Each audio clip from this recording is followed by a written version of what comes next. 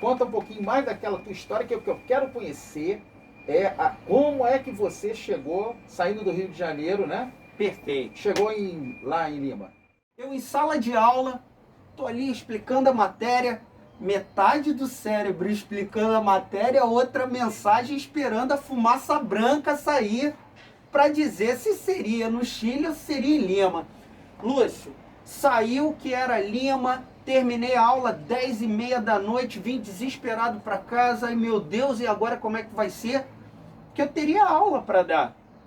Pensei, pô, tem que ser algum trajeto que eu consiga sair na sexta-feira e chegar lá no sábado. Sim. Lúcio, num desespero danado, eu começo a procurar rotas. Santa Cruz de la Sierra, Buenos Aires, Montevidéu. Eu comecei a procurar toda e qualquer outra forma de ir.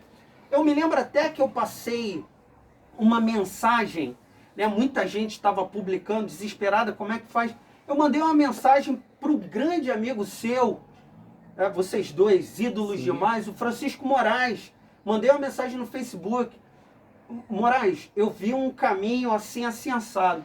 Eu encontrei uma rota partindo Rio de Janeiro, Acre, chegava no Rio Branco, no Acre, eu não sabia como, mas eu tinha que chegar numa cidade chamada Puerto Maldonado. Puerto Maldonado, é famosa, Eu não conhecia.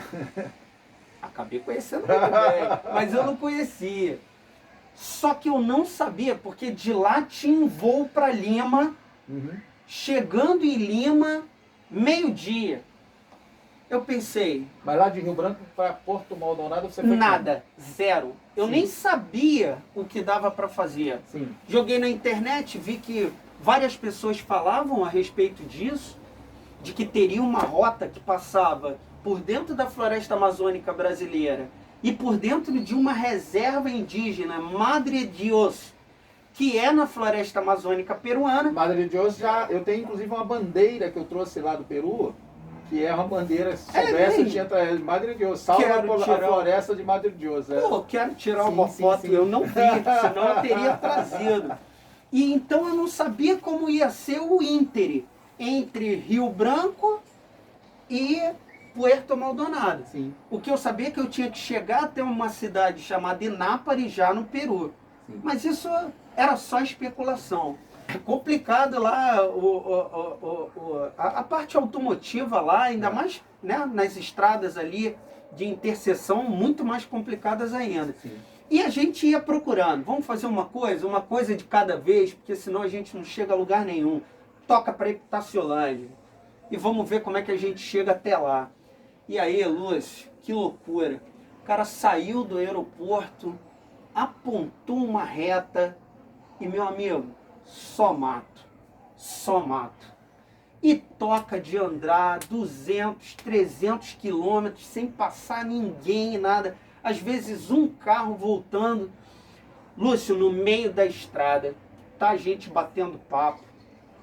Rapaz, começa a cair uma chuva. Lá tem a região, né? Aquela região amazônica chove muito. Né? Mas que loucura, Lúcio. Verdade. Uma pancada de água. Cara, foi uma loucura. Eu tenho um videozinho. Vamos compartilhar aí com a galera. Com certeza. 2.500 então cada um. Foi esses 600, porque tem uns trocados. Vai ser 1.160.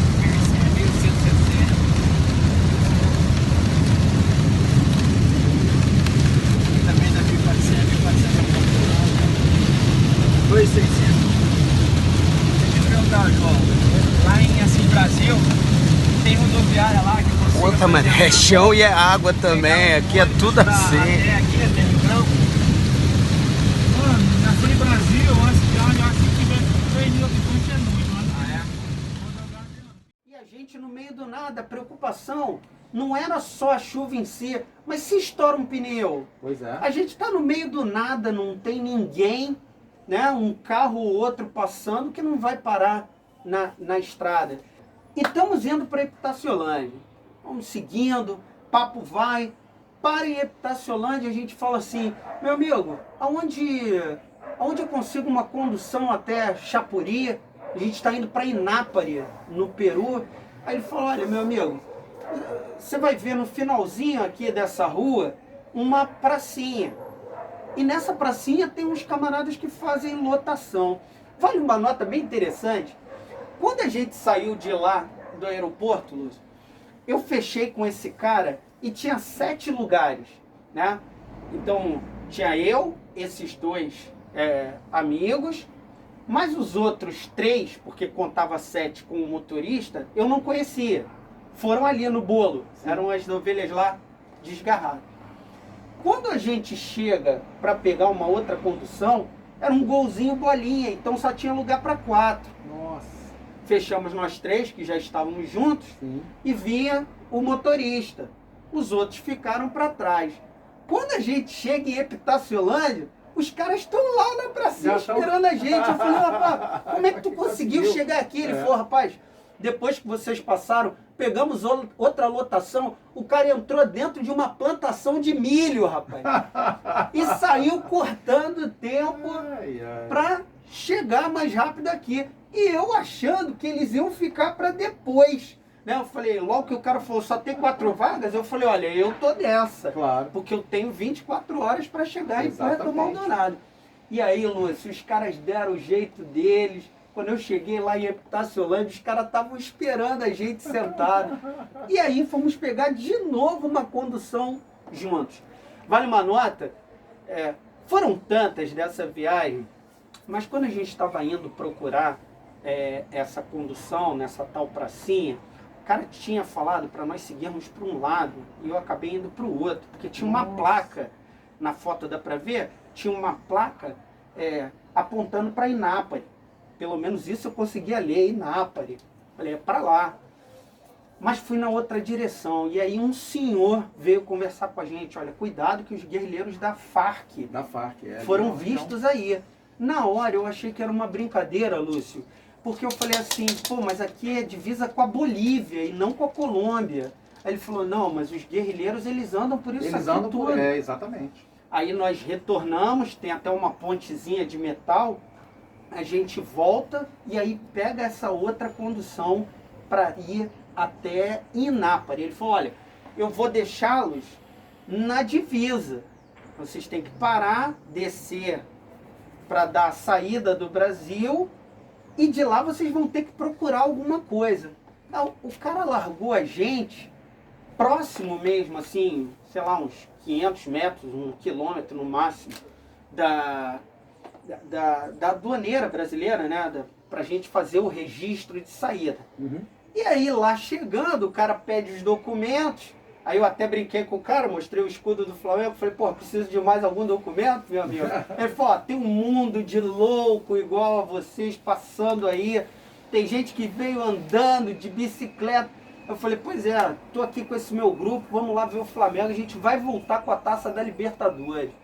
Aí, brincadeiras à parte, o cara fez lá todo o processo. Até porque tem uma ressalva, né? Lá a região da Amazônia, ali do Acre e tudo, fora do Rio de Janeiro, é uma região que tem uma quantidade, concentra a maior quantidade de torcedores do Flamengo. Que loucura, Lucas.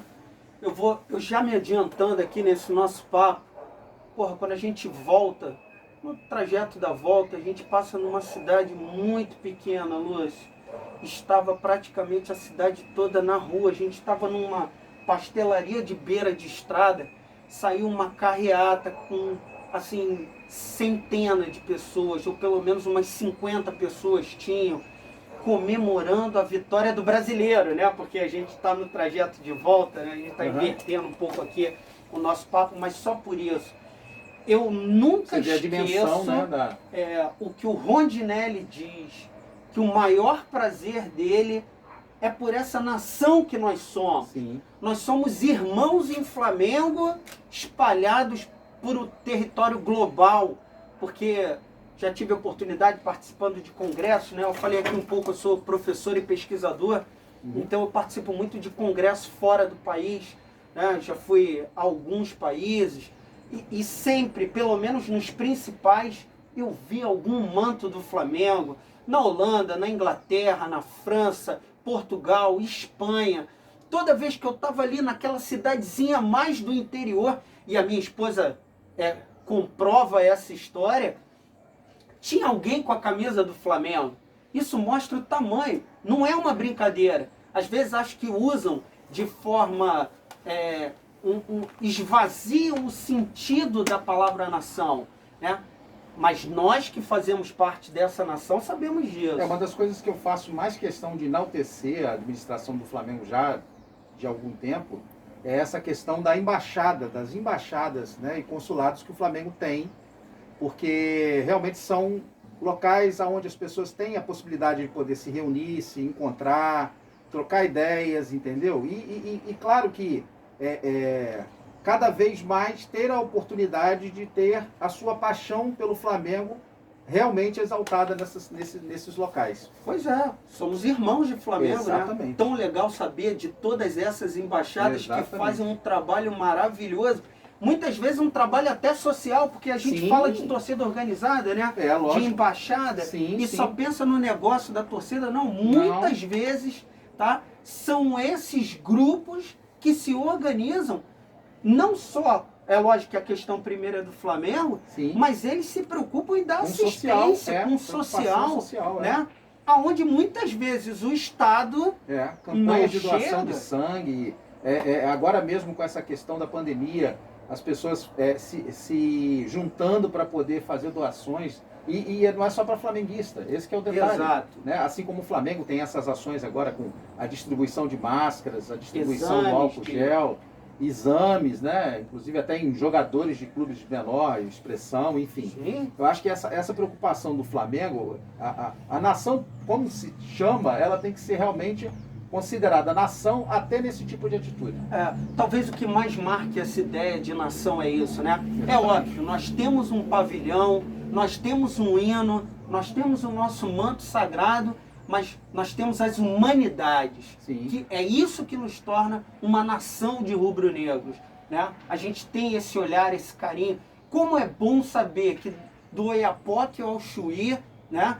De leste a oeste, eu tenho um irmão rubro-negro que vai me abraçar, né? Até porque a gente carioca... Como você ressaltou também, até no exterior. Com certeza, no exterior também. Isso dá a dimensão de Flamengo. Então isso é só para voltar na história, né? E tá a gente indo para lá. Pô, eu fui anotando e fotografando as placas, porque pensei não sei nem para onde tô indo. Vou para um buraco no meio do nada, o cara rouba a gente, mata, acabou, joga ali no mato, ninguém vai ver mais. Exatamente. Mas eu ia fotografando as placas de onde eu passava e ia mandando para minha esposa. O problema é que uma hora tu tá dentro da floresta amazônica. Não tem sinal Cadê nenhum. sinal? É verdade. Não tem sinal, mas eu ia registrando. Quer dizer, uma das últimas placas que eu ainda avisei, mandei para minha esposa, é uma placa bem interessante, Lúcio. Ela tinha um movimento circular e estava escrito assim na seta: Estrada da Floresta. Eu falei, porra, aí, Lima começou agora. E toca para dentro do mato. Tinha horas que eu tava sozinho, no meio do nada. Então eu começava a girar com a câmera, registrando. Tô eu aqui no meio da floresta amazônica, no Acre, só para te seguir, Mengão. Nada de carro, de caminhão, não tinha nada. E a coisa tava cada vez mais a gente avançando. Mais à frente até vi uma placa grande, 1.870 quilômetros até Lima. Porra, gente, meu irmão, tem muito chão até Lima, mas, pô, vamos pra cima. Encontramos uma Topic parada, meio prateada, o cara acertou o valor lá com a gente, falou, olha, a gente vai ter que dar uma parada ali na fronteira para vocês darem a documentação de entrada, carimbar passaporte, não sei o quê. E dali a gente segue até Puerto Maldonado. Essa altura do campeonato já me sentia em Lima, porque, porra, se eu tô a 230 quilômetros de Puerto Maldonado, é quase na minha esquina depois. Sim, né, de Rio Branco do Acre até ali, faltavam só 230 quilômetros. Aí tinha uma escola e tinha um prédio da aduaneira, né? Bom, ela estava um pouco cheia, aí falaram, olha, vocês se encaminhem para lá. A essa altura, eu já via uma galera com a camisa do Flamengo. E muitos gritavam, né? Arriba Flamengo! por conta do Trauco. O Trauco tinha dado um depoimento Sim, falando, convocando a olha, torcida, eu lembro. convida todo Sim. peruano a Pela passagem torcer, do Flamengo, exatamente o carinho. Sim, Né? Ele sempre se diz muito agradecido Sim, ao verdade. Flamengo. Uhum, Recentemente o Paulo Guerreiro tinha se transferido, mas claro. ainda era uma memória recente na cabeça dos Também. peruanos, então Exatamente. eles estavam muito, porque pouca gente talvez saiba disso, mas quem esteve em Lima sabe, os laços entre peruanos e argentinos são muito fortes, né? Eles têm uma tradição de proximidade por causa de colonização, deslocamento, né, diásporas.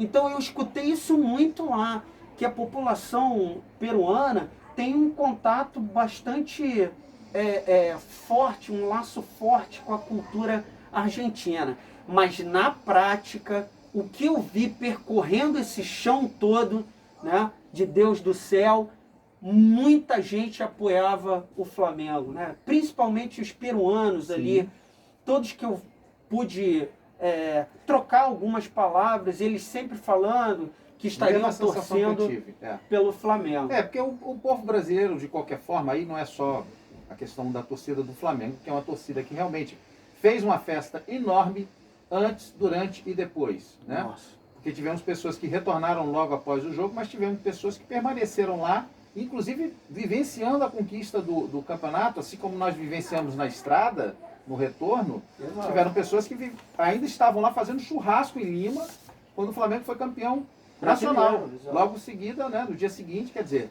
Então a emoção foi fantástica. Outra coisa também que você ressaltou do laço, da questão da identificação por causa da camisa do River ser a mesma da forma, do formato da camisa faixa, né? Da seleção peruana. Muitos se equivocaram com isso, né? Sim. Acharam que boa parte da torcida do River era maior, mas não, era Sim. só a coincidência da faixa vermelha. Exatamente. Lá em loco, que eu Sim. mais vi foi esse apoio ao Flamengo. Sim. E aí, batemos lá a documentação, vale até mostrar aqui. Uhum. Eu pedi para a mulher registrar com força a carimbada, porque eu sabia que seria uma carimbada campeã, né? Pedi para ela, ó, carimba com vontade, que esse carimbo aí é um carimbo histórico.